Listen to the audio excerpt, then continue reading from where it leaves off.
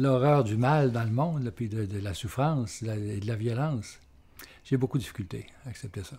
Je me dis, moi, j'ai à faire quelque chose, là. Je me dis, qu'est-ce que moi, je peux faire? Et la seule chose, la seule réponse que je trouve, c'est moi, me transformer, moi, acquérir une sorte de sérénité, puis et cette sérénité-là va se transmettre. Je ne peux pas faire plus que ça.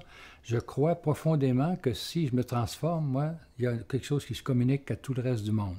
De sorte que si l'ensemble des personnes vivaient davantage au centre d'eux-mêmes, dans ces valeurs-là, le monde serait peu à peu transformé. Et évidemment, un sociologue va dire, voyons, tu rêves en couleur, c'est trop centré sur l'individu, toutes les structures sociales sont contre ça, puis ils vont tout étouffer, ces choses-là. Je ne crois pas. Moi, je pense que si les individus sont transformés, il y a quelque chose qui va se passer de très, très important. Et je pense que je constate autour de moi qu'il y a une soif de spiritualité comme jamais peut-être il y en a eu auparavant.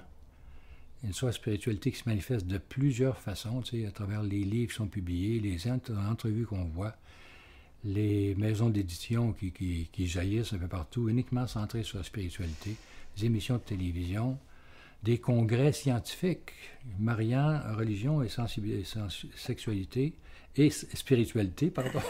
Un lapsus un peu spécial. D'ailleurs, je crois aussi... Une grande proximité entre les deux. Je pense que les grands spirituels étaient aussi des grands il y avait beaucoup de sexualité.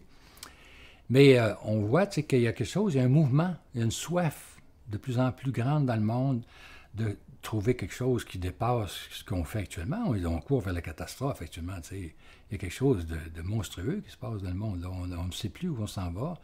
On vit dans la superficialité, on a beaucoup de violence dans le monde, on a des fléaux naturels qui arrivent de partout. Où est-ce qu'on s'en va?